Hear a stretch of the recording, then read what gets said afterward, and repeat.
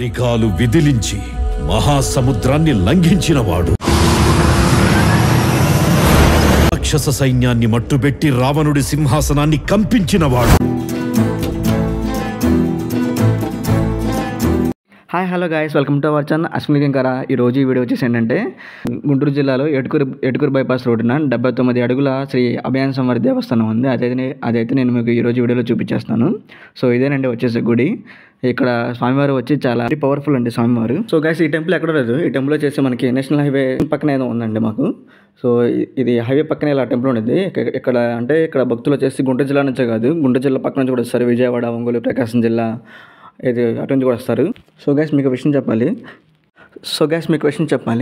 So ఇక్కడ వచ్చేసి ఈ స్వామివారు ఈ యొక్క హైవే పక్కనే ఉండడానికి గల కారణం ఏంటంటే, ఇదివరకు 1990 నాటి కాలంలో ఏంటంటే ఇక్కడ నెంబర్ ఆఫ్ యాక్సిడెంట్స్ అనేవి చాలా జరుగుతూ ఉంటాయండి. సో గైస్ ఇంకైతే ఆ నెంబర్ ఆఫ్ యాక్సిడెంట్స్ ఎక్కువగా జరగడం వల్ల ఎక్కువగా ఇవి జరుగుతున్నాయి అని అప్పట్లో ఉన్న భక్తుల విశ్లేషకులు ఇక్కడైతే స్వామివారి గుడిని ఏది ప్రతిష్ఠిస్తే ఇలాంటి నెంబర్ ఆఫ్ యాక్సిడెంట్స్ అనేవి మనకు తగ్గుతాయని అప్పుడు విశ్వసించి ఆలయాన్ని అయితే నిర్మించారండి.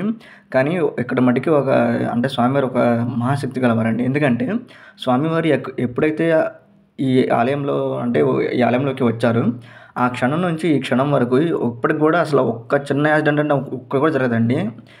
మీరు నమ్ముతారో లేదో తెలియదు, కానీ నేనైతే చిన్నప్పటి నుంచి చూశాను. నాకు చిన్నప్పటి నుంచి ఊహ తెలిసిన కాడ నుంచి ఇప్పుడు కూడా ఈ క్షణం వరకు కూడా నేనైతే ఇంతవరకు చూడలేదన్న అక్కడ ఏది జరగడం అనేది. సో స్వామివారు వచ్చి అంత శక్తి గలవారండి. సో అంటే మాకు ఎక్కడే కాదండి, మా గుంటూరు జిల్లా నుంచే కాకుండా మాకు చుట్టుపక్కల నుంచి చాలా మంది వస్తారు.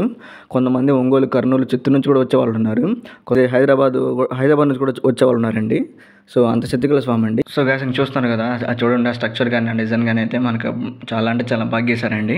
సో ఇక్కడ వచ్చేసి పూజలు కూడా బాగా చేస్తారండి. గుడిలో వచ్చేసి మనకి ఏది స్వామివారి పూజలు ఏవైతే ఉన్నాయో అన్ని పూజలు చేస్తారండి స్వామివారికి. అంతేకాకుండా కొత్తగా కొన్ని వాహనాలు ఏమన్నా కార్లు కానీ, బళ్ళు కానీ, లారీలు కానీ అవి కానీ ఉన్నా కానీ ఇక్కడ పూజ చేసుకుంటారండి స్వామివారికి.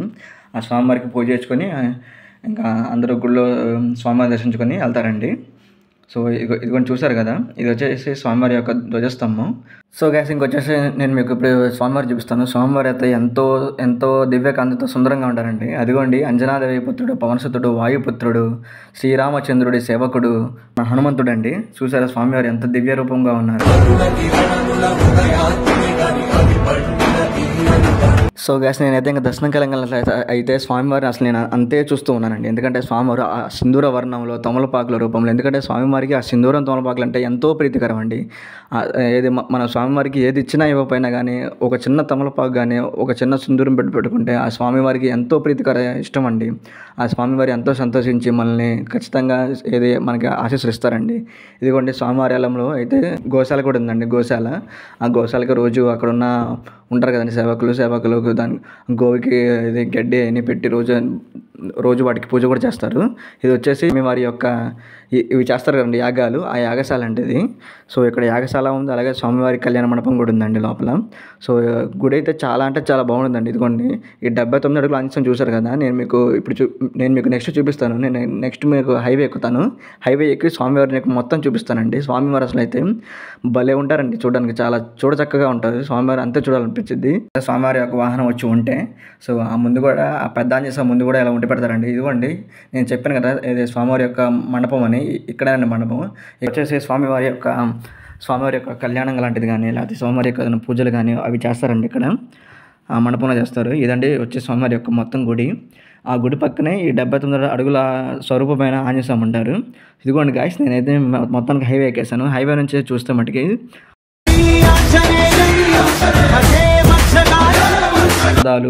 స్వామివారి యొక్క మొత్తం ప్రతిరూపం బాగా మనం సంక్లిష్టంగా పూర్తిగా చూడొచ్చు. ఇదిగోండి నేను మీకు చూపిస్తాను, చూడండి ఎంత బాగున్నాడు. అంజనీసుతుడు, పవనపుత్రుడు, వాయుపుత్రుడు, మన అంజనాదేవి కుమారుడు హనుమంతుడు అండి. గాయస్ మనకి ఏంటంటే ఎప్పుడన్నా సరే మనం ఆంజనేయ స్వామిని అనేది మనం ఒకసారి నమ్ముకుంటే మనకి ఎటువంటి భయాలు, దుష్టగ్రహ పీడలు అనేవి మనకు ఉండవండి. స్వామివారి ఎల్లప్పుడూ మనల్ని కాపాడుతూ ఉంటారు. కానీ మనకు ఒకటే కావాల్సింది మన నమ్మకం అనేది ముఖ్యము. మన ఇదే కాదు, పూజ భక్తి అనేది కాదు, మనం ఏ పని చేసినా, ఏ పనిలో చేపెట్టినా, ఏది నమ్మినా కానీ మనకు మెయిన్గా ముందు నమ్మకం ఉండాలండి. ఆ నమ్మకమే విజయానికి తొలిమెట్టై మనల్ని ముందుకు నడిపిస్తుంది. సో గైస్, దీనికి వచ్చేసి పర్ఫెక్ట్ ఎగ్జాంపుల్ మన హనుమానే. సో గైస్, దీనికి బెస్ట్ ఎగ్జాంపుల్ హనుమాన్. ఎందుకంటే సో మన హనుమాన్ కూడా ఫస్ట్లో ఆ సముద్రాన్ని దాటడానికి, అంటే సముద్రాన్ని లంఘించడానికి ఆయనలో ఉన్న ధైర్యం, శక్తి అనేది ఆయనకి, అంటే నేను ఈ సముద్రాన్ని లంఘించగలనా అనే ఒక ఆలోచనలో ఉండిపోయాడు. సో అలా ఆలోచనలో ఉండిపోయినప్పుడు, సో ఇంక ఆంజనేయ స్వామి అలా ఆలోచనలో ఉండిపోయినప్పుడు పక్కన ఉన్న జాంబవంతుడు వచ్చి మన హనుమాన్లో ఉన్న యొక్క ధైర్యాన్ని, నువ్వు చేయగలవు హనుమాన్, లంఘించగలవు హనుమాన్ అని ఆయనలో ఒక నమ్మకాన్ని తీసుకొచ్చాడు. సో ఆ నమ్మకాన్ని తీసుకొచ్చాడు. ఆంజనేయ స్వామి కూడా ఇంకా నేను ఇది దాటగలను, ఇది నేను సముద్రాన్ని లంఘించగలను అనే నమ్మకంతో, ధైర్యంతో ముందడుగు వేశాడండి. సో ఆ ధైర్యమే, నమ్మకమే ముందడుగు వేసాడు కాబట్టి ఆంజనేయ స్వామి సముద్రాన్ని లంఘించాడండి. సో అలాగే మనం కూడా జీవితంలో ఎన్ని కష్టాలు వచ్చినా, ఎన్ని ఇబ్బందులు వచ్చినా, ఎన్ని అప్ అండ్ డౌన్స్ వచ్చినా కానీ జీవితంలో మనం ఎప్పుడు భయపడకూడదు. మనం కూడా ధైర్యంగా, నమ్మకంతో ఆంజనేయ స్వామి లాగా మనం ముందడుగు వేయాలండి. అలా ముందడుగు వేస్తే మనం కూడా ఇది జీవిత సముద్రాన్ని దాటేస్తామండి ఈజీగా. సో గాయ్స్, ఇంక ఉంటానండి. ఇదేనండి ఈరోజు వచ్చే వీడియో. టేక్ కేర్, బాబాయ్ అండి. జై హనుమాన్, జై శ్రీరామ్, జై శ్రీరామ్. నా అంతరాత్మ నిలుము